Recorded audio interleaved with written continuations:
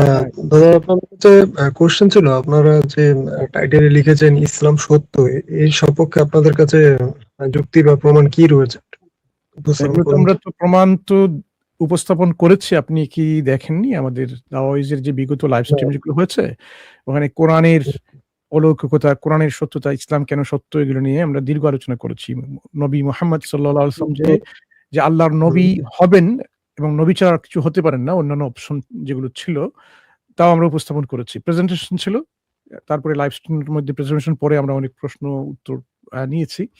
সেখানে আমরা প্রমাণ করেছি যে এই যেহেতু আপনি যদি স্রষ্টাতে বিশ্বাস করে থাকেন যে স্রষ্টা একজনই আছেন এবং এই স্রষ্টা হচ্ছেন আল্লাহ, এবং তার মনোনীত যে ধর্ম বা জীবন ব্যবস্থা আপনি বলেন যদি আইডিওলজি, সেটাই হচ্ছে ইসলাম। যা পূর্ববর্তী সম্প্রদায়ের কাছে সে একই শিক্ষা ছিল। পূর্ববর্তী যারা বার্তাবাহক ছিলেন, যারা আমরা যাদেরকে নবী রাসূল বলি, তারাও ইসলাম নিয়ে এসেছিলেন। সুতরাং এই মুহূর্তে এখন যে সর্বশেষ নবী, তাকে ছাড়া, তাকে অনুসরণ করা ছাড়া আর কোন ধরনের মুক্তি নেই কারো। হ্যাঁ? সালভেশন একমাত্র তাকেই ফলো করা। যে একমাত্র মনোনীত ধর্ম বা জীবন ব্যবস্থা বা আইডিওলজি হচ্ছে ইসলাম। অর্থাৎ আল্লাহর কাছে, এক স্রষ্টার কাছে পরিপূর্ণভাবে আত্মসমর্পণ করে জীবনযাপন করা। যে আত্মসমর্পণ করবেন তার ইচ্ছার উপরে, যে ইচ্ছাটা বাস্তবায়িত হয়েছে তার নবী বার্তাবাহক যিনি পাঠিয়েছেন মুহাম্মদ সাল্লাল্লাহু আলাইহি ওয়াসাল্লাম, তার শিক্ষার মাধ্যমে। সুতরাং আমাদের যে ইচ্ছার আত্মসমর্পণ হচ্ছে আল্লাহর যে ইচ্ছা যেটা বাস্তবায়ন হয়েছে বা যে শিক্ষাটা দিয়েছেন তার ইচ্ছার, মুহাম্মদ সাল্লাল্লাহু আলাইহি ওয়াসাল্লামের শিক্ষার উপরে। এইজন্য ইসলাম হচ্ছে একমাত্র সত্য ধর্ম বা জীবন ব্যবস্থা, এবং অন্যান্য সব ধর্মগুলো সেগুলো ভুল বা বিভ্রান্তি বা আপনি কিভাবে পরিকৃত হয়ে জানলেন গেছে। যে স্রষ্টা একজন এবং সেটা আল্লাহ হবে, এটা কিভাবে বুঝলেন আপনি? আচ্ছা, স্রষ্টাতে আপনি বিশ্বাস করেন? না, না, আমি বিশ্বাস করি না। আপনি কিসে বিশ্বাস করেন ভাই? আমার মনে হয় না কোনো স্রষ্টা আছে বা থাকতে পারে। যদিও বা থাকে সেটা আমার জ্ঞান নেই, এই আর কি। আচ্ছা, তাহলে ওইখানে কিন্তু আমাদের আলোচনা শুরু হবে যে স্রষ্টা যদি না থেকে থাকেন তাহলে স্রষ্টার পক্ষ থেকে তো কোনো বার্তাবাহক আসার প্রশ্নই আসে না। এইজন্য আমাদের মূল যে রুট ওইখানে যেতে হবে, যেটা হচ্ছে যে স্রষ্টা আছেন কিনা। তাহলে আপনার যে প্যারাডাইম, যে চিন্তাধারা যেখানে আপনি ক্রিটিক্যাল থিংকিং করে একটা আপনার অবস্থান বুঝতে পারছেন এই বিশ্বজগতে, এই বিশ্বজগৎটা এক্সিস্ট করে কেন? আপনার একটা এক্সপ্লেনেশনটা আমরা একটু খুঁজি এখন আপনার কাছ থেকে।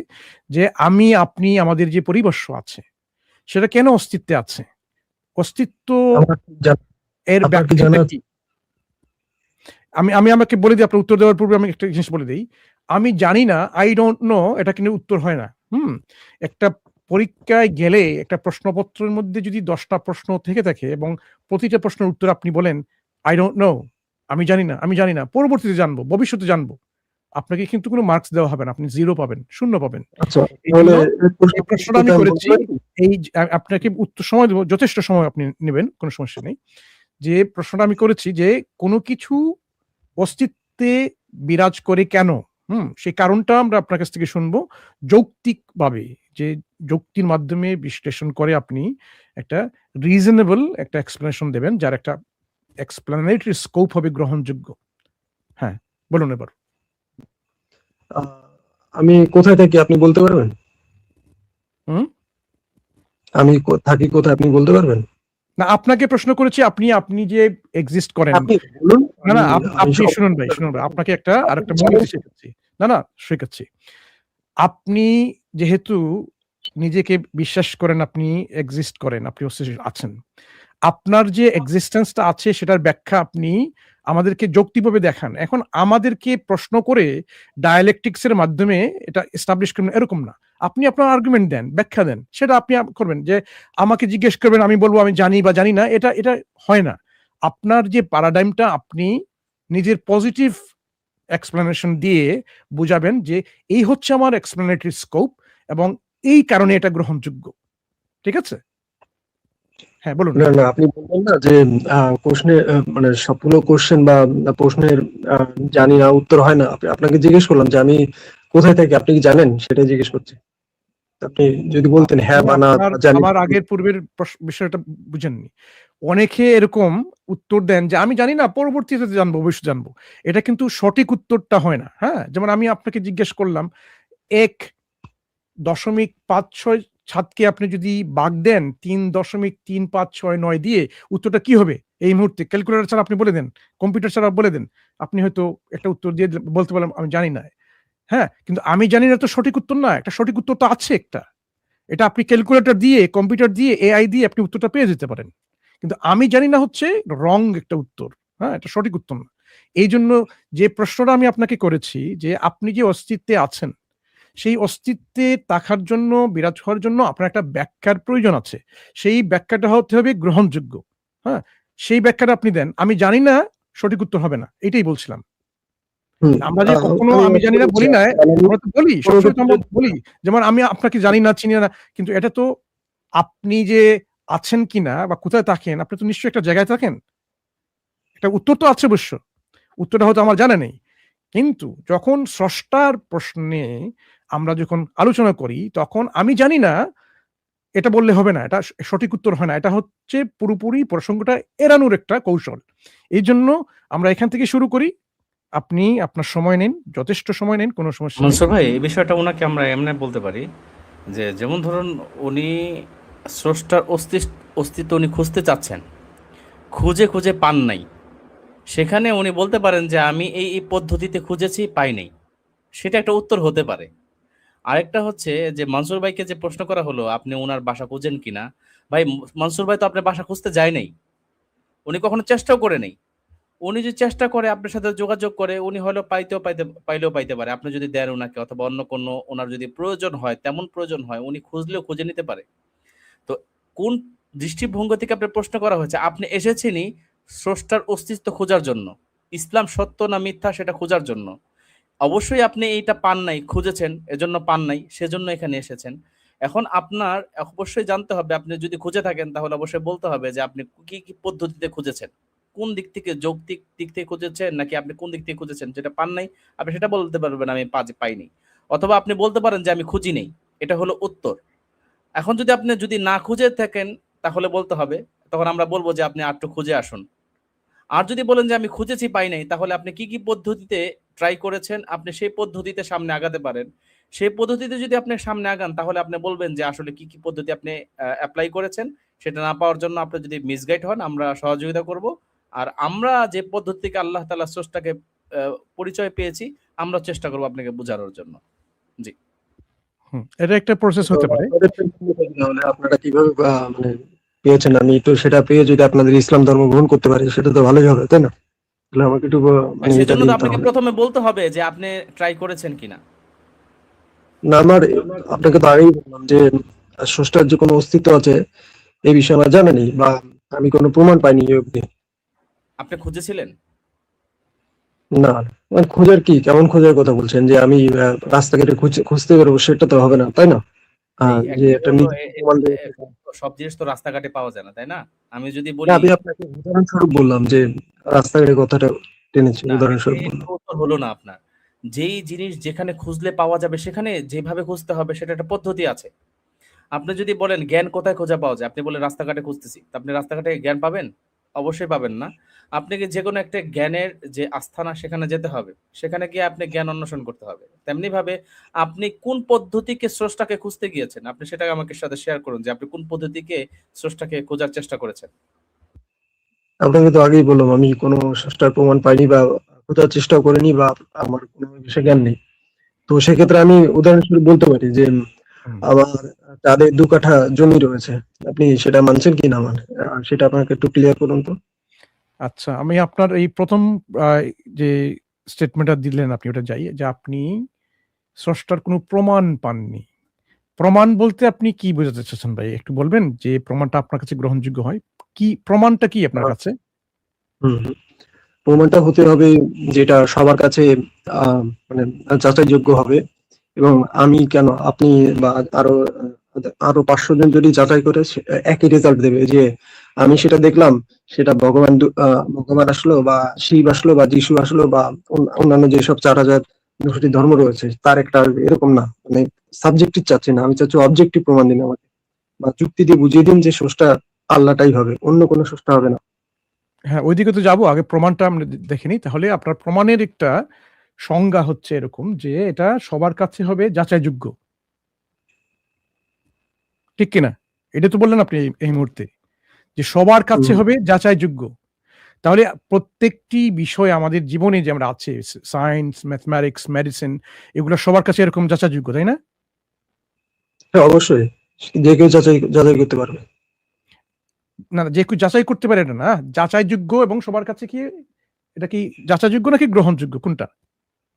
যাচাইযোগ্য প্লাস গ্রহণযোগ্য। যাচাই গ্রহণ যদি কেউ করতে চায় সে করতে পারবে, এবং সে গ্রহণযোগ্যতা পেতে গেলে সবার কাছে সেটা অবজেক্টিভ প্রমাণ থাকতে হবে, এবং সেটা রয়েছে, যেগুলো না, না, রয়েছে সেটা আমরা মেনে অবজেক্টিভ, শুনুন, প্রমাণটা অবজেক্টিভ এবং সাবজেক্টিভ, এটা একটু একটু ব্যাখ্যা করে বলবেন? সাবজেক্টিভ প্রমাণগুলো কি আর অবজেক্টিভ প্রমাণগুলো যেটা ব্যক্তি কোনটা? নির্ভর না, যেটা ব্যক্তি নির্ভর না, যেটা সবার কাছে গ্রহণযোগ্যতা পাবে হ্যাঁ, সেটা অবজেক্টিভ বলবো। আর যেটা ব্যক্তি নির্ভর, মানে আমার কাছে এই মনে হয়, ওনার কাছে এই মনে হয়, সেটা সাবজেক্টিভ হবে, মানে আমার নিজের উপর থাকবে সেটা। হ্যাঁ, ওটা তো প্রমাণই না ভাই। মানে উনি সাবজেক্টিভ যে সংজ্ঞাটা দিলেন এখানে, ওটা তো প্রমাণই না। সেটা সাবজেক্টিভ প্রমাণ তো পরে ভাই আগে। যেটা প্রমাণের ক্যাটেগরিতে পড়ে না, তাই না? এটা প্রমাণ হয় কিভাবে এটা সাবজেক্ট হলে? এটাই তো বিষয়। আচ্ছা, আমরা ওদিকে যাচ্ছি এখন। একটু আরো একটু এগোই। এখন আপনি প্রমাণ করছেন যা সবার কাছে গ্রহণযোগ্য হবে। হ্যাঁ? সবার কাছে কি গ্রহণযোগ্য যে আমরা আমাদের বিশ্বে এরকম আ কিছু ফিজিক্যাল লস এক্সিস্ট করে। হুম? যেমন electromagnetism, strong force, week force বা লস অফ গ্র্যাভিটি, এগুলো কি সবার কাছে গ্রহণযোগ্য? হ্যাঁ, অবশ্যই। আচ্ছা, গুড। তাহলে আমরা একমত হলাম এগুলো এক্সিস্ট করে। আচ্ছা, এগুলো কেন এক্সিস্ট করে ভাই একটু বলবেন? এগুলো কি নিজে আমার নিজে জানে, কেউ সচেতন? জানে না। এগুলো কেন এক্সিস্ট করে? এগুলো অস্তিত্ব কেন আছে? সেটাই তো বললাম, আমার ও বিষয়ে ধারণা নেই বা আমার জানা নেই যে কেন এক্সিস্ট করছে, কিন্তু এক্সিস্ট করছে এটা। না, না, এক্সিস্ট করছে আমি এটা ধরে পুরোটা নিলাম। জানি, আমি একটু শুনুন, জানতে পারছি না, কিন্তু যে আমি আপনাকে এই মুহূর্তে বলছি, আমার জানা নেই সেটা। আমি আপনাকে বলছি, এক্সিস্ট করছে আমি ধরে নিলাম যে, ওই যে ধরে নিলামটা, এটা তো এটা বিশ্বাস হয়ে গেল, তাই না? ধরে নেওয়ার কথা না, এটা আমি ধরে নেওয়ার কথা বলছি না, এটা এক্সিস্ট করে। সেটা বিজ্ঞানীরা যাচাইযোগ্যভাবে প্রমাণ করেছে, এবং সেটা যুক্তি দিয়ে সে উপস্থাপনা করেছে। কেন কিন্তু করে? আমার এই মুহূর্তে, এক সেকেন্ড দাদা শেষ করি, আমার এই মুহূর্তে সেটা মানে প্রমাণ আপনাকে আমি প্রেজেন্টেশনটা করতে পারছি না। এখন যদি সেই প্রসঙ্গে আপনি বলতে পারেন যে স্রষ্টা আছে বা ঈশ্বর আছে বা ভগবান বা আল্লাহ, যা হোক, যে কোনো একটা স্রষ্টা যে রয়েছে, সেই বিষয়ে আমাকে এক্সাক্ট প্রমাণটা দিন, বা যুক্তি সাপেক্ষ প্রমাণ বা যুক্তি দিন যে আল্লাহ সঠিক বা অন্য যেগুলো আছে সেগুলো ভুল। আপনাকে জিজ্ঞেস করছি যে আপনি যদি এরকম এই ফিজিক্যাল লস গুলো পর্যবেক্ষণ করেন এবং সেটাকে সবাই এগ্রি করে এটা এক্সিস্ট করে, তখন কেন করে এটা? এটা আছে বলেই তো হবে না, এটা ব্রুট ফ্যাক্ট ফ্যালাসি হয়ে যাচ্ছে। আপনি নিশ্চয়ই শুনেছেন ব্রুট ফ্যাক্ট ফ্যালাসি, যে এটা আপনি অ্যাক্সিওমেটিকলি ট্রুথ ধরে নিলেন এবং এর পিছনে কোনো কারণই আপনি জিজ্ঞেস করলেন না। তাহলে একজন লোক তো এরকম করতে পারে যে আল্লাহই হচ্ছেন স্রষ্টা। হ্যাঁ, ব্রুট ফ্যাক্ট। এটা এমনি, এটা কেন, এটার প্রশ্ন আসে না। এরকম সেটা করা যায়, কিন্তু আমরা তো সেটা করছি না। আমরা বরং যুক্তির মাধ্যমে এস্টাবলিশ করার এখানে একটা সিস্টেম ব্যবহার করছি, যে সেখানে যুক্তি দিয়েই আমরা প্রমাণ করে দেখাবো যে কিভাবে আল্লাহ এবং ইসলাম হচ্ছে একমাত্র স্রষ্টা এবং ধর্ম। এখন আপনি আমাদেরকে একটু সাহায্য করবেন ওই দিকে যে আমরা ব্রুট ফ্যালাসি যেতে না করি। জগতে এই ফিজিক্যাল লস যেগুলো আছে, আমি যেগুলো উদাহরণ কিছু দিলাম, এগুলা কেন এক্সিস্ট করে ওখান থেকে আমরা আগে শুরু করি। এটাকে ব্রুট ফ্যাক্ট হিসেবে ধরে নিলে হবে না। এটা এক্সিস্ট, যে কোনো কিছু যদি এক্সিস্ট করে, শান্ত ভাই হয়তো আমার খুব সুন্দরভাবে বলবেন। যখন কোনো কিছু একটা এক্সিস্ট করে, তার একটা কারণ আমাদেরকে খুঁজতে হবে। হয় সেই কারণ তার নিজে, বা তার কারণ অন্য কিছু। ওইটা একটু ব্যাখ্যা আপনি একটু বুঝে নেন শান্ত ভাইয়ের কাছ থেকে, তাহলে আপনি বুঝতে পারবেন কেন এটা জিজ্ঞেস করছি আমি। শান্ত ভাই। তো এই যে দেখেন আমাদের প্রেমিস এগুলা, এটা আমরা কালাম এবং কন্টিনজেন্সিকে মানে সমন্বয় করে একটা আর্গুমেন্ট নতুন ভাবে একটা তৈরি করেছি। তো না কালাম না কন্টিনজেন্সি, হ্যাঁ? তো premise 1 হচ্ছে every entity that comes into existence must have a reason or cause for its existence. আপনি কি আমাদের এই কথার সাথে একমত প্রথম লাইনের সাথে? আমি পুরোটা এক্সপ্লেন করুন, তারপর আমি একমত বা দ্বিমত এটা আমি পরে বলছি। এখানে কি লিখছে দেখেন, এভরি এন্টিটি মানে যে কোনো সত্তা যদি হুম, অস্তিত্বে আপনি আসতে এই হয়। পড়ে যান, আমি দেখে বুঝতে পারছি, অসুবিধা নেই। না, আমি তো হচ্ছে যে এখানে আমরা স্টেপ বাই স্টেপ আগাতে হবে ভাই। ভালো করে বুঝেন আপনি। এভরি এন্টিটি কারণ আমাদের এই লাইনের সাথে এই লাইনের সম্পর্ক, এই লাইনের সাথে এই লাইনের সম্পর্ক, হ্যাঁ? তো একটা লাইনের সাথে আরেকটা লাইনের সম্পর্ক। সুতরাং আপনি যদি এক জায়গায় দ্বিমত পোষণ করেন তাহলে কিন্তু পরেরগুলা মানে কি অটো ব্রেক হয়ে যাবে। হ্যাঁ? বা আপনি যদি একটা ভুল দেখাতে পারেন বাকিগুলো অটো ব্রেক হয়ে যাবে। সো ভালো করে বোঝেন যে every entity that comes into existence must have a reason or cause for its existence.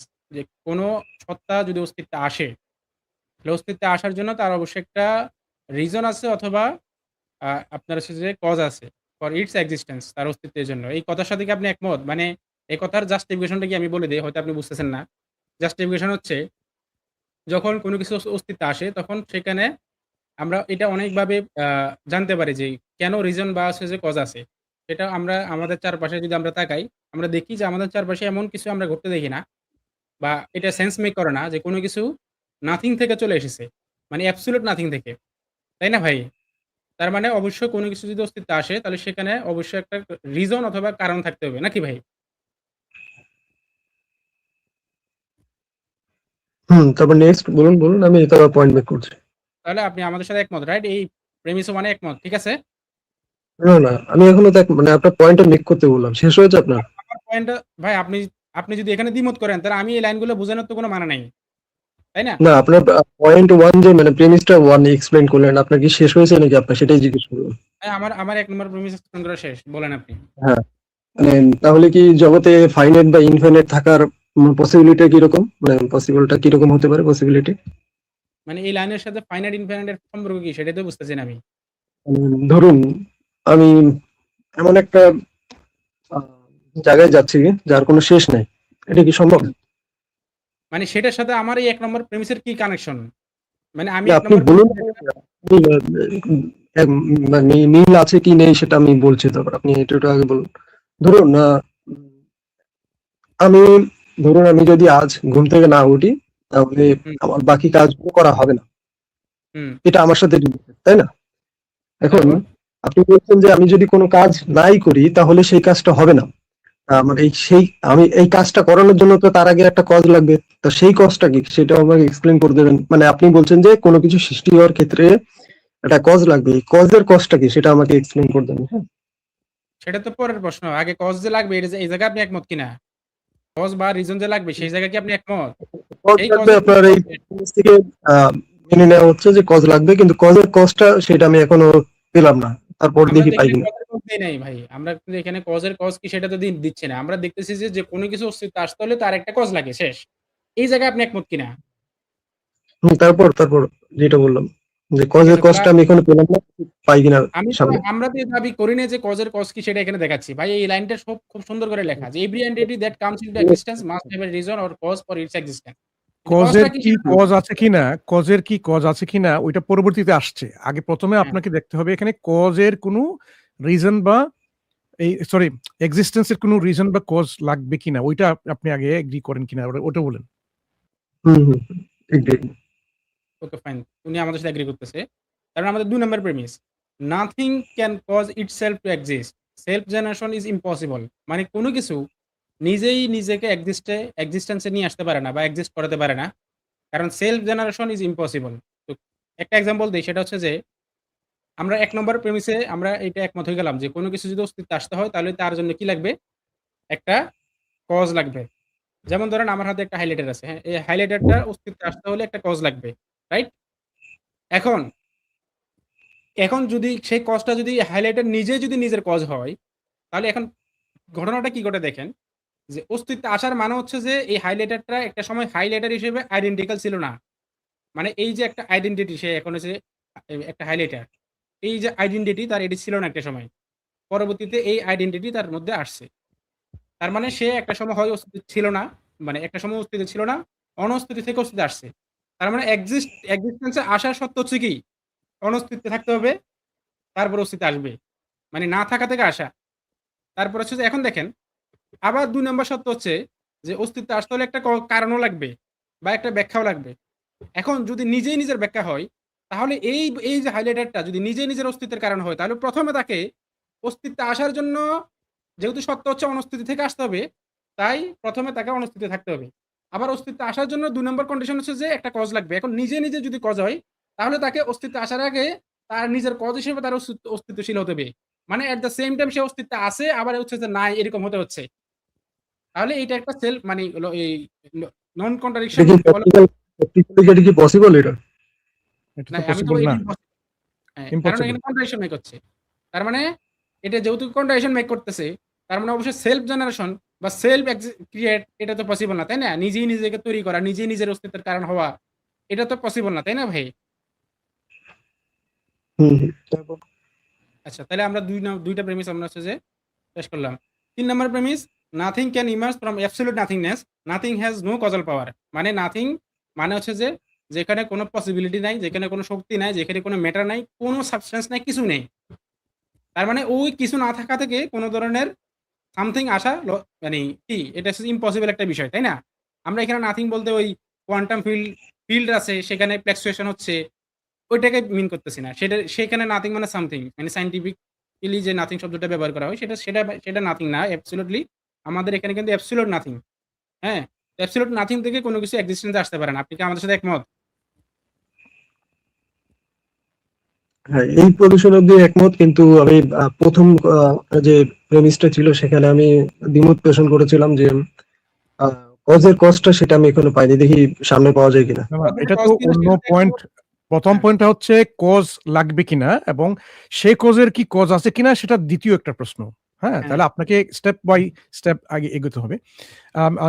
শান্ত ভাই, এখানে আপনার প্রেমিস 3 যেটা আপনি এখানে যেভাবে ওয়ার্ডিংটা করেছেন, আমার মনে হয় যদি লেখেন যে something can not emerge from absolute nothingness, ওই নাথিংটা এটা একটু কনফিউশনে নিয়ে আসতে পারে। যেমন আচ্ছা, আপনি যেটা বোঝাতে চাচ্ছেন P3 তে, then something can not emerge from absolute nothingness, nothing has জি। No control power. ওইটা মনে হয় আরো পরিষ্কার হয়ে যাবে হ্যাঁ, হ্যাঁ, ইনশাআল্লাহ এটাও আমি ইনশাআল্লাহ। ইয়ে করে দিব।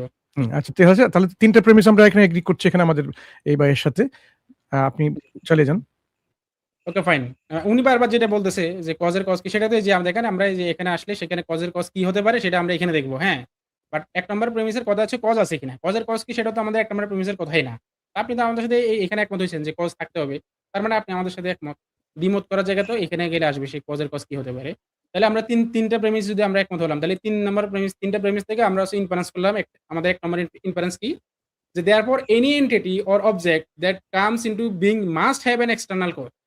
যে কোনো এন্টিটি অথবা কোনো অবজেক্ট যদি অস্তিত্বে আসছে, তাহলে তার এক্সটার্নাল কজ মানে হচ্ছে যে যেমন ধরেন এই যে আমার হাতের যেই বস্তুটা আপনি দেখতেছেন একটা হাইলাইটার। এই হাইলাইটারটা যেহেতু অস্তিত্বে আসছে, তার মানে তার অস্তিত্বের কারণটা সে যেহেতু সেলফ না, নিজে না, তার মানে অবশ্যই তার থেকে আলাদা কিছু হতে হবে। বুঝতে পারছেন? তাইলে আমরা এই যে ইনফারেন্স ১ পর্যন্ত কি একমত? এটা তো একমত হওয়ার কোনো মানে দ্বিমত হওয়ার কোনো সুযোগ নাই। কারণ ৩ টাতে যেহেতু আমরা একমত। আলাদা বা আলাদা হতে পারে না কেন, এই বিষয়ে আপনার সপক্ষে কি যুক্তি বা প্রমাণ রয়েছে সেটা একটু এক্সপ্লেন করতে হবে। কারণ ওই যে দেখেন ওই যে সেলফ জেনারেশন ইজ ইম্পসিবল। একটু আগে বলছি দেখেন ২ নম্বর প্রেমিসে দেখেন। কারণ আমি দেখাচ্ছি যে কন্ট্রাডিকশন মেক করে। তো যেটা কন্ট্রাডিকশন মেক করে সেটা তো ঘটতে পারে না। তার মানে সেলফ তো হতে পারে না। অবশ্যই সেলফ যদি না হয় তাহলে কি তার থেকে আলাদা হতে হবে। তাই না?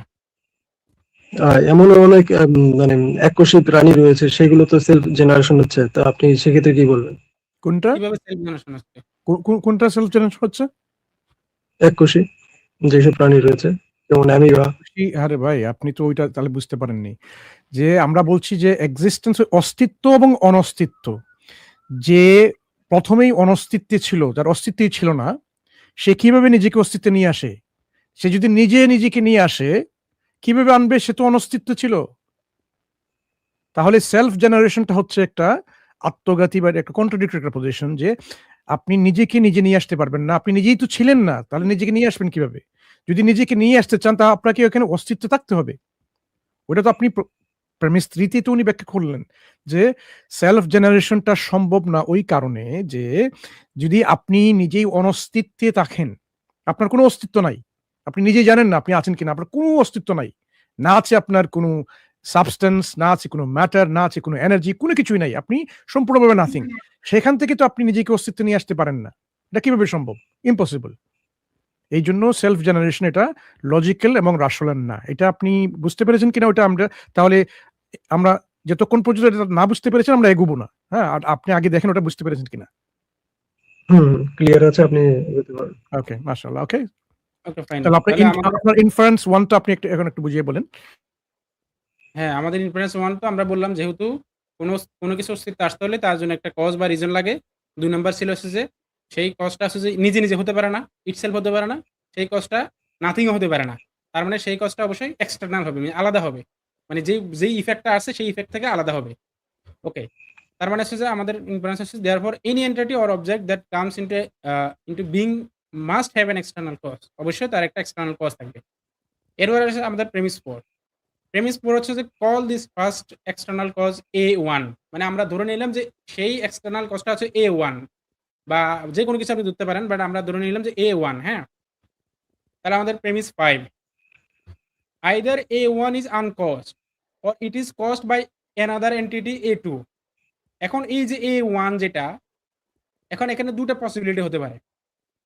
হয় A1 হচ্ছে যে আনকজড মানে A1 এমন একটা এন্টিটি যেই জিনিসটার আর কোনো কজ নাই। অথবা A1 হচ্ছে যে এমন একটা এন্টিটি যে জিনিসটা তার অস্তিত্বের জন্য অন্য কিছুর উপর নির্ভর করে যেমন A2 এর উপর নির্ভর করে। যেমন আমার হাতের এই যে কলমটা আমরা ধরে নিলাম এই কলমটা হচ্ছে A1 তাহলে হয় A1 নিজে এটার আর কোনো কারণ নাই অথবা A1 এর আরেকটা কারণ আছে সেটা কি হতে পারে? ধরেন এই যে আমার এখানে আরেকটা মার্কার আছে। তাহলে ধরেন এটা হচ্ছে A1 এটা হচ্ছে A2 তাহলে হয় A1 এমন একটা এন্টিটি যার আর কোনো কজ নাই অথবা A1 এর আরেকটা কজ আছে সেটা হচ্ছে কি A2 এই লাইনটা বুঝতে পারছেন? না, ক্লিয়ার হলো না তোমার একটা। মনসুর ভাই একটু হেল্প করবেন আমাকে?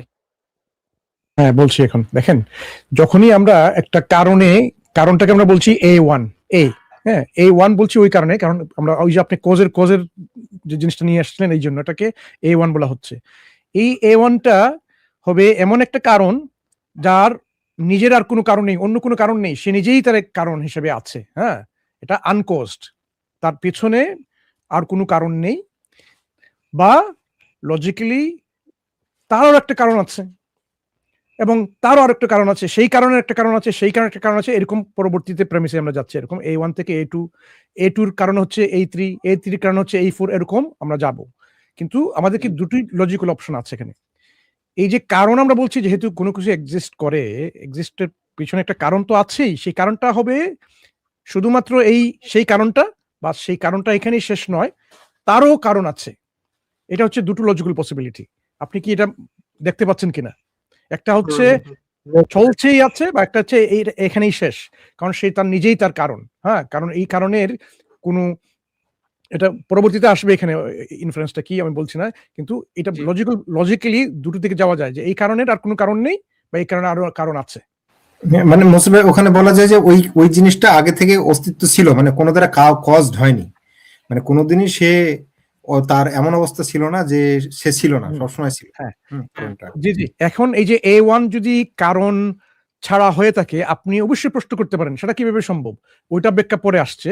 কিন্তু যদি আপনি যেভাবে বলছিলেন সেই কারণটা কি, যেমন আমরা আপনার সঙ্গে এগ্রি করছি এখানে যে লজিক্যালি সেই কারণের একটা কারণ থাকতে পারে, এবং সেই কারণের একটা কারণ থাকতে পারে, A1 A2 A3 এরকম যাচ্ছে, ওই ব্যাপারটা এখানে আমরা ক্লারিফাই করব। তারপরে যে A1 টা কেন যে আনকোস্ট হতে পারে সেটা ব্যাখ্যা পরে আসছে। এতটুকু বুঝতে পেরেছেন? মানে এখন আর কোশ্চেন করলাম না যে সেকেন্ড, মানে যেটা ফার্স্ট কজ ছিল সেটার কারণটা আমি এখনো জিজ্ঞেস করলাম না। তা দেখি সামনে পাওয়া যায় কিনা। আপনি যেহেতু বললেন পরে ব্যাখ্যা করা যাবে। ঠিক আছে। A1 এর ব্যাপারটা তাহলে আমরা পরে আসি, যে এটা প্রশ্ন অবশ্যই আসবে, A1 টা কেন আনকোস্ট বা কিভাবে আনকোস্ট সেটা ব্যাখ্যা আসবে। কিন্তু এই যে প্রশ্নটা, যে A1 যদি A1 এর একটা কজ থাকে, তা A2 হয়, A2 এর কজ A3 হয়, এই ব্যাপারে আমরা একটু এগুই এখানে। হ্যাঁ, শান্ত ভাই। আচ্ছা। তাহলে আমরা যেটা ধরলাম প্রেমিস 4 সেটা হচ্ছে যে call this first external cause হচ্ছে A1 তাহলে এখানে A1 এই ২ টা অপশন আছে। একটা আছে যে হয় A1 হচ্ছে আনকজড মানে যেটার আর কোনো কজ না, মানে যেটা জেনারেশন হয় নাই বা অনুস্থিতি থেকে অস্তিত্বে আসে নাই। হয় A1 এরকম অথবা A1 হচ্ছে এমন একটা এন্টিটি যেটা অন্য কিছু থেকে অস্তিত্বে আসছে বা জেনারেট হইছে। এরপর হচ্ছে যে premise 6 either A1 is uncaused or it is caused by another entity call it A2 যে একটু আগে আমি এটা বলে দিছি। সো এটা আর এক্সপ্লেইন করার দরকার নেই। প্রেমিস 7 if যদি A1 is caused by A2 then A2 must also be either uncaused or caused by another entity A3 সেটা and so on মানে তাহলে এখন দেখেন A1 যদি কজ অন্য একটা, যেমন এখানে A1 না বলে আমি অবজেক্ট দিয়ে দেখাই। যেমন ধরেন এটা। তাহলে এটা যদি আনকজড না হয় তাহলে কি? এটার আরেকটা কজ আছে। এটা কি? এটা। তাহলে এখন আবার প্রশ্ন আসলো, তাহলে এটার কজ কি? তখন আরেকটা আছে যে দেখাতে হবে যে আচ্ছা এটার কজ হচ্ছে যে এটা। তখন আবার প্রশ্ন আসলো, এটার কজ কি? তখন আবার আরেকটা জিনিস দেখলাম যে এটার কজ হচ্ছে এটা। এভাবে তো আমি দেখাতে পারব না একটার পর একটা। তার মানে এই যে প্রশ্নের যে চেইনটা এটা কি? চলতেই থাকবে মানে ইনফাইনাইট টাইম ধরে এটা কি? এই প্রশ্নের চেইনটা চলতেই থাকবে। তাই না ভাই? হুম হুম হুম আচ্ছা। তো এখন এরপরে আমাদের হচ্ছে যে ইয়েটা দেখেন যে an infinite regress মানে এই যে and so on এখানে যেটা আছে দেখেন যে মানে এভাবে যদি A1 A A1 আসছে A2 থেকে, A2 আসছে A3 থেকে and so on মানে এভাবে যদি হতে থাকে সে তখন কি হয়? একটা ইনফাইনাইট চেইন তৈরি হয়। হ্যাঁ? একটার পর একটা রিগ্রেশন তৈরি হয়। তাহলে আমাদের প্রেমিস আর যে an infinite regress of causes is metaphysically impossible because it fails to provide a sufficient ultimate explanation. কেন? কারণ ওই যে বলছিলাম। আচ্ছা আমি জানি না আমার এখানে হয়তো যেকোনো সময় ইলেকট্রিসিটি চলে যেতে পারে মানসুর ভাই। আচ্ছা, অনেক আচ্ছা। প্রশ্ন হইছে। তো এরপর আপনার কন্টিনিউ করেন বাকিটা যতক্ষণ আমি পারি ইনশাআল্লাহ। আরকি। আচ্ছা। এরপর হচ্ছে যে তাহলে যেটা বলতেছিলাম যে এই যে ইনফাইনাইট রিগ্রেশন আমি এটা আরেকটু ভালো করে বুঝাই। যেমন ধরেন আমরা যদি বলি আপনাকে উনার নামটা কি? উনার নামটা মনে হয় খুব কঠিন। উনার নামটা হচ্ছে মেস নাকি? এমইএস ওকে। এমইএস ভাই। আপনাকে যদি এখন আমরা বলি যে আপনি এই যে আজকে কি ডিনার করছেন আপনি রাতে? মেস ভাই। হুম obviously। আচ্ছা করে ফেলছেন। সকালে তো নাস্তা করবেন, তাই না? এখন ধরেন হুম আপনাকে হুম আমি বললাম যে আপনি সকালে নাস্তা করতে পারবেন একটা শর্ত আছে। সেই শর্তটা কি? শর্তটা হচ্ছে আপনার জন্য অসীম সংখ্যক প্লেট রাখা আছে কিচেনে। এই প্লেটগুলো আপনি পরিষ্কার করবেন। এগুলা পরিষ্কার করে শেষ করার পরে আপনি নাস্তা করবেন। মানে ইনফাইনাইট নাম্বার অফ প্লেট আপনার জন্য কিচেনে রাখা আছে। যেই প্লেটগুলো আপনি একটার পর একটা পরিষ্কার করে শেষ করবেন, তারপরে গিয়ে আপনি ব্রেকফাস্ট করবেন। আচ্ছা আপনি কি আদতে কোনদিন ব্রেকফাস্ট করতে পারবেন? এই শর্ত যদি আপনাকে দেওয়া হয়? যদি সেটা ইনফাইনাইট হয় তার তো আবার কিসের শেষ থাকবে তাহলে? বুঝি নাই? যদি সেটা ইনফাইনাইট হয় তাহলে তার তো কোনো শেষ থাকার কথা না। তো আপনি কিভাবে শেষ করার কথা বলছেন? That's it. আমি এটাই বলতে চাচ্ছি আপনাকে। হ্যাঁ, যে এরকম যদি শেষ না হয় তাহলে কি আপনি কি নাস্তা করতে পারবেন কিনা এটা উত্তর দেন। হ্যাঁ, Obviously not। Obviously not. হ্যাঁ। এবার অবশ্যই না। শান্ত ভাই বলবেন কেন সেটা হ্যাঁ, আসছিল ইনফিনিট রিগ্রেস। তাহলে সেইম একই যুক্তিটা এখন আপনি দেখেন যে আমরা যদি ধরে নেই এই বস্তুটা সেটা অস্তিত্বে আসছে কি আরেকটা থেকে আরেকটা থেকে এভাবে যদি ইনফাইনাইট কজ এন্ড ইফেক্ট থাকে মানে এই বস্তুর অতীতের দিকে এই বস্তুর পাস্টের দিকে যদি ইনফাইনাইট কজ এন্ড ইফেক্ট থাকে তার মানে এই বস্তুটা তার অস্তিত্বের জন্য ডিপেন্ড করতেছে কিসের উপরে ইনফাইনাইট কজ এন্ড ইফেক্টের উপরে এখন ইনফাইনাইট কজ এন্ড ইফেক্ট তো কখনোই শেষ হবে না এখন ইনফাইনাইট কজ এন্ড ইফেক্ট যেহেতু কোনো দিনও শেষ হবে না তাই এই জিনিসটা কখনো অস্তিত্বে আসতে পারতো না লজিক্যালি তাই না ওই জিনিসটাই হচ্ছে আপনার নাস্তা, সকালের নাস্তা। হ্যাঁ। হ্যাঁ, ধরেন এই জিনিসটা হচ্ছে আপনার নাস্তা। হ্যাঁ? এখন হুম, এই যে আপনি যেরকম অসীম সংখ্যক প্লেটকে পরিষ্কার করে নাস্তা করতে পারবেন না, ঠিক একইভাবে এই জিনিসটা অসীম সংখ্যক ওই যে প্লেটের জায়গায় ধরেন কজ এন্ড ইফেক্ট, অসীম সংখ্যক কজ এন্ড ইফেক্টকে অতিক্রম করে এটাও কি করতে পারবে না? বর্তমানে আসতে পারবে না। তাই না ভাই? লজিক্যালি তো এটাই হবে নাকি? হুম, হুম। আচ্ছা, তাহলে যদি লজিক্যালি যদি এটাই হয়, তাহলে আমাদের ইনফারেন্স 2 কি দেখেন? আমরা হচ্ছে যে প্রেমিস 5 এই যে প্রেমিস 5 6 এবং 7 থেকে it follows that the causal chain can not extend infinitely backward মানে এই কজ এন্ড ইফেক্টের যে চেইনটা এটা অতীত দিকে ইনফাইনাইট হতে পারে না তাই না তাইলে যেহেতু ইনফাইনাইট হতে পারে না তাহলে আমাদের দুটো ইনফারেন্স এখানে একটা ছিল হচ্ছে যে any entity or object that comes into being must have an external cause আর একটা হচ্ছে যে এই কজের যেই চেইন সেই চেইনটা ইনফিনিটলি ব্যাকওয়ার্ড হতে পারে না দেন আমাদের কনক্লুশন হচ্ছে therefore the causal chain must terminate in an uncaused cause, a transcendent reality that exists independently and it is the ultimate source of all entities or all objects. So এটা একটু clear করে শান্ত ভাই, জি শান্ত ভাই এখানে বোধহয় একটু এইভাবে বললে আরো প্রিসাইজ হবে যে এরকম চেন চললে সে চেন কোনোদিনও আমাদের রিয়ালিটি চেন অস্তিত্ব থাকে কি না থাকে সে প্রশ্ন অবান্তর হয়ে যাবে। জি মানে সে চেন হাইপোথেটিক্যালি থাকতে পারে আমি বলছি না, কিন্তু সেই চেন ইনফাইনাইট চেইন কোনোভাবে আমাদের রিয়ালিটির জেনারেট হ্যাঁ, করতে পারে না। আমরা যে অবজার্ভ রিয়ালিটি দেখছি সেটা জেনারেট করার তার সক্ষমতা নেই লজিক্যালি। হ্যাঁ, সেই কারণেই এই কারণেই এখানে আমরা যে মেটাফিজিক্যালি ইম্পসিবল, আমরা কিন্তু এখানে এটা বলি না লজিক্যালি ইম্পসিবল। হ্যাঁ, ধরেন একটা হচ্ছে যে যেমন ম্যাথমেটিক্যালি আপনি একটা নাম্বার থেকে একটা নাম্বারের মধ্যে আপনি ইনফিনিট নাম্বার পাবেন। সো এটা ম্যাথমেটিক্যালি পসিবল, কনসেপচুয়ালি পসিবল হতে পারে, বাট রিয়েলিটিতে পসিবল না। আরে এখন দেখেন আবার মহাবিশ্বের সাথে একটু অ্যালাইন করে দিচ্ছি এটা। সেটা হচ্ছে যে এই যে আমাদের মহাবিশ্বটা এটা বর্তমানে আছে। এখন আপনি চিন্তা করে দেখেন এই মহাবিশ্বটার পেছনে যদি মানুষের একটা আমি সবার ইচ্ছা আমি একটু জানালার একটু অফ করে নিয়ে আসতেছি। আচ্ছা ঠিক আছে, আসুন, সমস্যা নাই। এতক্ষণ পর্যন্ত নিশ্চয়ই আমাদের এটা বুঝতে পারছেন এখানে যে এটা উনি একটা স্ট্রাকচার দাঁড় করিয়েছেন, যেভাবে আমরা যেটা বলছিলাম যে কিভাবে আমরা উপনীত হতে পারবো এই মহাবিশ্বের যে একজন কজ আছেন, কারণ আছেন, এবং সেই কারণটা কি হবে সেটা পরবর্তীতে আসছে যে আনকোজড কজ। যখনই আমরা বলবো যে এই কজটা হবে আনকোজড, যার নিজের সেটা ব্যাপারে দিতে পারি না, এই অবধি আমরা মোটামুটি কনক্লুশনে পৌঁছেছি। তারপর থেকে একটু শুরু করলে ভালো হতো। হ্যাঁ ঠিক আছে, তাহলে আমরা তো ওই কংসে বুঝলাম যে এই এই আমাদের এই সৃষ্টি জগতের জন্য একটা আনকোজড কজ আছে, যে যিনি ট্রান্সেন্ডেন্ট হবে, ওইটাই উনি ব্যাখ্যা করবেন কেন ট্রান্সেন্ডেন্ট রিয়েলিটি হবেন এবং তিনি কেন ইন্ডিপেন্ডেন্টলি এক্সিস্ট করবেন। ওইটাই কিন্তু প্রমাণ হয়ে যাবে যে স্রষ্টা যে আসলে একজন নেসেসারি বিইং এবং তিনি কেন এক হবেন, তার যে অন্যান্য বৈশিষ্ট্যগুলো সেখান থেকে আসবে। হ্যাঁ, কন্টিনিউ করেন সবাই। হ্যাঁ, তো যেটা বলতেছিলাম ওই মানে ইউনিভার্সের সাথে একটু অ্যালাইন করে দেই যাতে জিনিসটা মানুষ সহজে আপনারা বুঝতে আলোচনা পারে। করে যান সবাই। আই হ্যাভ টু প্রে মাগরিব। আপনারা আলোচনা করুন। না ঠিক আছে, তাহলে দেখেন মাগরিব না, আসরটা পড়ে যাচ্ছে, আমি আসর পড়ে আসছি। তাহলে দেখেন যে এই যে আমাদের মহাবিশ্বটা এখন একটা বর্তমান অস্তিত্ব, আমরা সবাই একটা বর্তমান অস্তিত্ব, তাহলে ওই যে ইনফাইনাইট চেইন যদি কোনো কিছুর অস্তিত্বের জন্য যদি ইনফাইনাইট চেইনের উপরে ডিপেন্ড করা লাগে তাহলে সেটা অস্তিত্ব আসতে পারবে না। তো আমরা তো এখন অস্তিত্ব আছে, আমাদের মহাবিশ্ব অস্তিত্ব আছে।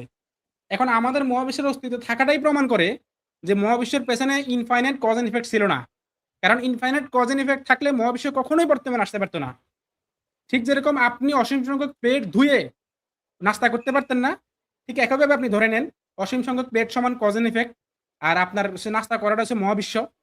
তো আপনি যেরকম হচ্ছে যে অসীম সংখ্যক প্লেট ধুয়ে নাস্তা করতে পারতেন না, ঠিক একইভাবে মহাবিশ্ব অসীম সংখ্যক কার্যকারণকে অতিক্রম করে বর্তমানে আসতে পারতো না।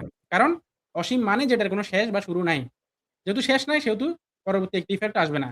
তার মানে এখান থেকে আমাদের কনক্লুশন হচ্ছে যে the causal chain must terminate in an uncaused cause. মানে এমন একটা যে এমন একটা কজ থাকা লাগবে শুরুতে। এখানে আবার একটা কথা আছে। আপনি উদাহরণস্বরূপ বলতে পারি, ধরুন আমরা 1 থেকে 100 অব্দি আমরা ধরে নিলাম এখানে মানে ইনফিনিট সংখ্যা রয়েছে, কথার কথা। হুম। আমি যে কোনো জায়গা থেকে শুরু করলাম, শেষের দিক থেকে যে কোনো জায়গা থেকে শুরু করলাম। আপনি বললেন যে থালা বাসনের কথাই যেটা বললেন যে বাসন যদি শুরু করি তার নিশ্চয়ই আমি এক সময় না এক সময় সামনে গিয়ে শেষ হবো, তাই না? হিসেবে তো তাই হচ্ছে। মানে আমি যদি এখান থেকে শুরু করি না ভাই, যদি শুরু করেন কোন এক জায়গা থেকে সেটা তো আর অ্যাকচুয়াল ইনফিনিটি না। আপনি তো শুরু করছেন, ধরেন আপনি 1 থেকে শুরু করলেন। 1 থেকে শুরু তাহলে করে তো করে আপনার এই কথাটার যুক্তি তো হচ্ছে না যে ইনফিনিটিভে শুরু করা যাবে। কথাটা শুনেন। আমাদের কথা হচ্ছে যে যদি ইনফাইনাইট চেইন হয়, অ্যাকচুয়াল ইনফিনিটি হয়, যে যেটার কোনো শুরু বা শেষ নাই, তাহলে কোনো কিছু সেটাকে অতিক্রম করে বর্তমানে আসতে পারবে না।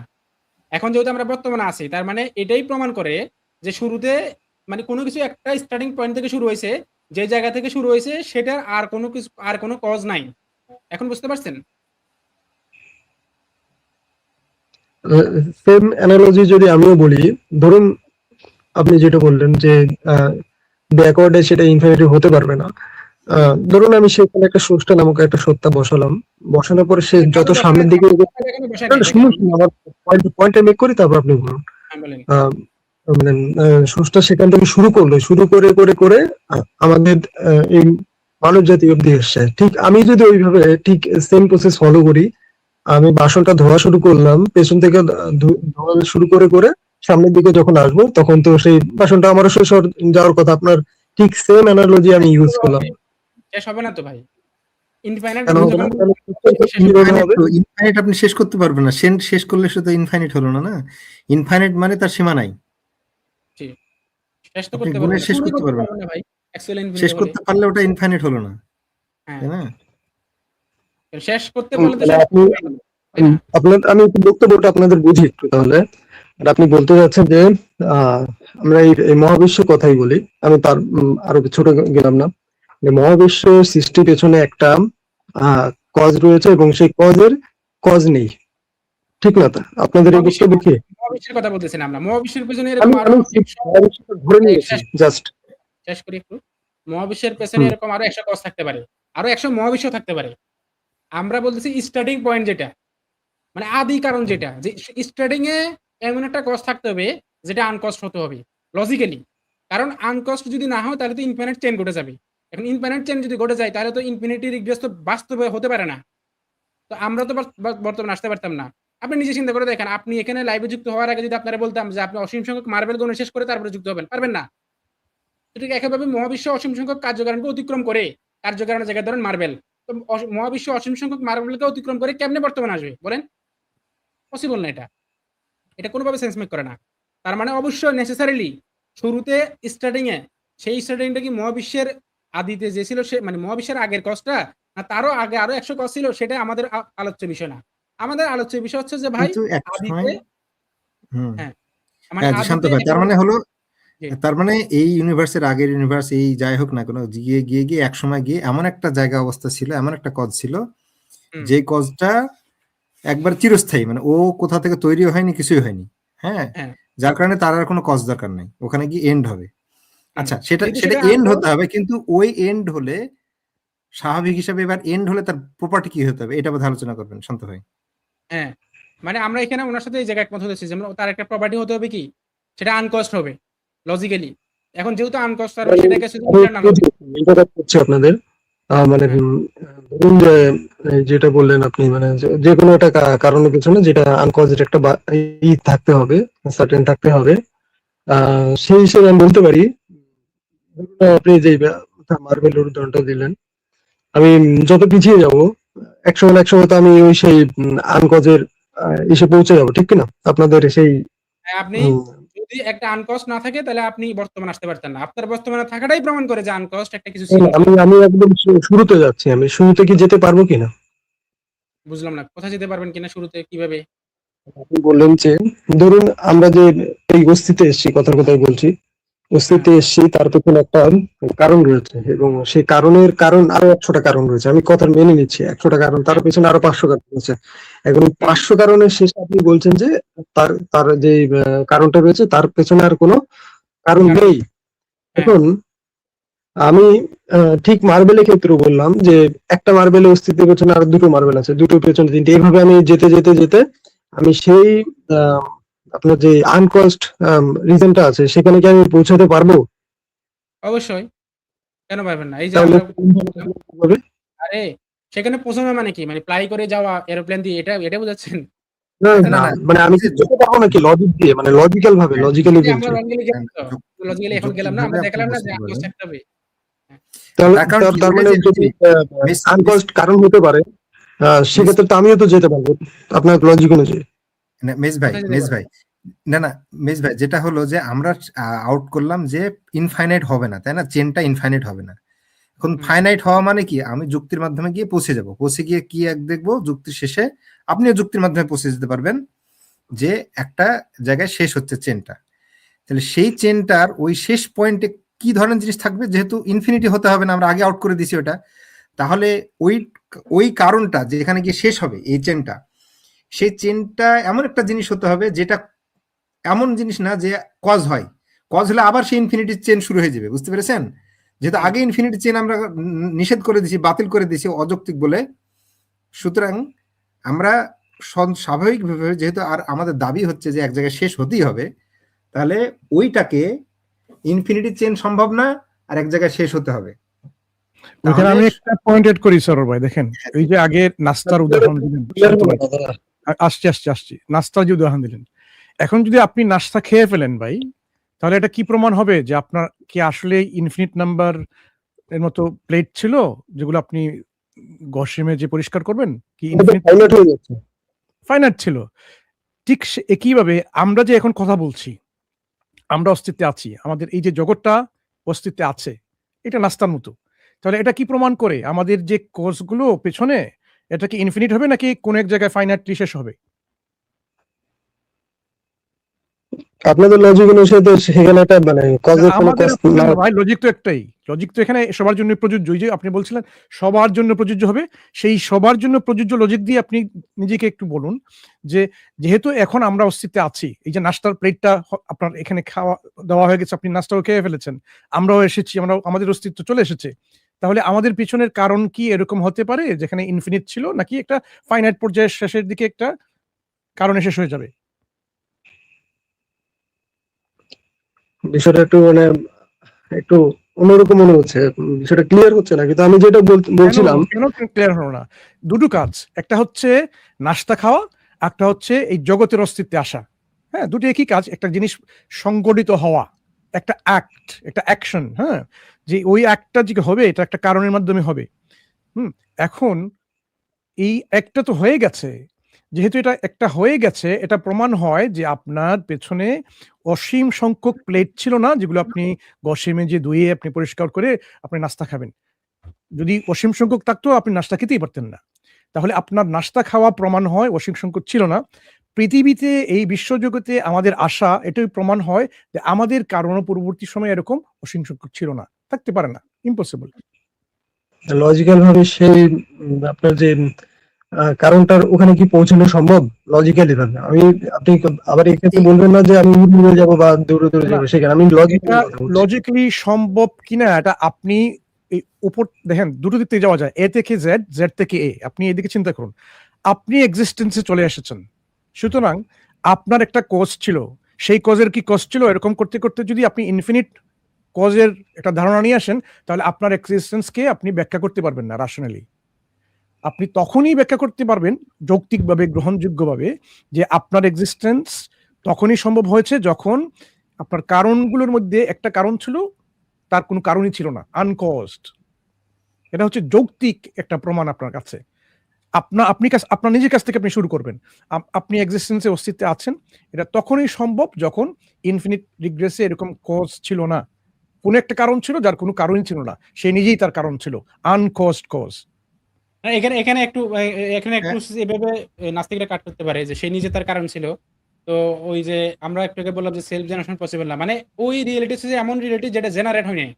যে কোনো কিছুর পেছনে একটা কারণ থাকবে এবং সেই কারণটা এমন ইনফিনিটি হতে পারবে না, সেক্ষেত্রে এটা আনকজ কারণ নিশ্চয়ই শেষে একটা থাকবে। আমার এখানে কথা ছিল যে আমি সেই সেম প্রসেস অনুযায়ী আমি যদি মার্বেল কাউন্ট করা শুরু করি, ঠিক ওই মুহূর্তে গিয়ে গিয়ে আমি সেই আনকজ কারণের ক্ষেত্রে কি আমি যেতে পারবো কিনা, সেটা আমার কোশ্চেন ছিল। এবং সেই ক্ষেত্রে কি আমি সেটা উদ্ভাবন করতে পারবো কিনা, মানে অবজারভেশন করতে পারবো কিনা তাকে। হ্যাঁ, মানে চেনটা যদি ফাইনাইট সংখ্যক বা আপনার একটা নির্দিষ্ট সংখ্যক হয়, সীমাহীন না হয়, তাহলে অবশ্যই আপনি মার্বেল গুণে যেমন শেষ করতে পারবেন, ঠিক যৌক্তিকভাবে আপনি ওই সে আনকজ কজের কাছে যৌক্তিকভাবে আপনি পৌঁছে যেতে পারবেন। এবং আপনি সেই যৌক্তিকভাবে সেই কষ্টটা যে আনকষ্ট হবে এটা আমরা যুক্তির মাধ্যমে বুঝে গেছি না, হ্যাঁ, আমরা কি তার সম্পর্কে জানলাম না? এখন ওইটা যে সেম অ্যানালজি ব্যবহার করে আমিও তো সেম একই কাজ করতে পারি, তাই না? কি কাজ করতে পারি? হ্যাঁ, আপনি ওই ক্ষেত্রে আপনি আপনার ধরুন যে পাথর শেষ হয়ে যাবে, পাথর গোনা শেষ হয়ে যাবে, তাই না? পাথর গোনাটা আপনার শেষ হয়ে যাবে, যেমন তেমনি কারণের সংখ্যা গোনা ওখানে গিয়ে শেষ হয়ে যাবে। কিন্তু ওখানে গিয়ে পাথরের সঙ্গে একটু পার্থক্য হবে যে পাথর ওখানে গিয়ে একটা সংখ্যা হবে, তাই না? পাথর একটা লাস্ট পাথরটা আপনার হবে। কিন্তু এক্ষেত্রে কারণ যেহেতু বলছি আমরা, এটা যেহেতু আপনার শুধু অন্য জিনিস না, অবজেক্ট না, কারণ এটা যেহেতু বলছি আমরা, সুতরাং সেই যে ফাইনাল যে কারণ, সেই কারণটা বিশেষ ধরনের হতে হবে, যে ওটা চিরস্থায়ী হতে হবে। ওটা আবার এমন হতে হবে না যে ওটা একসময় ছিল না, এরকম হলে হবে না। তার কারণ যদি এমন হয় যে ওই কারণটা এমন হয়, শেষ কারণটা যেখান থেকে গণনা শুরু হচ্ছে, সেটা যদি এমন হয় যে কোনো একটা সময় সেটা ছিল না, তখন প্রশ্ন আসবে যে ওইটাকে আবার কে তৈরি করলো? হ্যাঁ, তখন আবার ইনফিনিটি চেন চলে যাবে এরকম করে। তাহলে যেখানে আমরা থামছি, যেহেতু ইনফিনিটি চেন আমরা আগেই নাকচ করে দিয়েছি, ওটা অসামঞ্জস্যপূর্ণ আমাদের জগতের সঙ্গে, তাহলে ওই কারণটা অবশ্যই এমন একটা জিনিস হবে না যেটা একসময় ছিল না, ওটা সবসময় ছিল, এমন একটা কারণ হতে হবে।